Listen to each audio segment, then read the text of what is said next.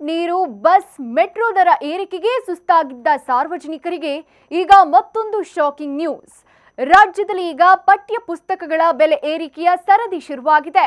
2025-26ನೇ ಸಾಲಿನ ಶೈಕ್ಷಣಿಕ ವರ್ಷ ಆರಂಭಕ್ಕೂ ಮುನ್ನವೇ ಕರ್ನಾಟಕ ಶಿಕ್ಷಣ ಇಲಾಖೆಯ ಪಠ್ಯ ಪುಸ್ತಕ ಸಂಘ ರಾಜ್ಯದಲ್ಲಿ ಪಠ್ಯ ಪುಸ್ತಕಗಳ ಬೆಲೆ ಏರಿಕೆ ಮಾಡೋಕೆ ತೀರ್ಮಾನ ಮಾಡಿದೆ.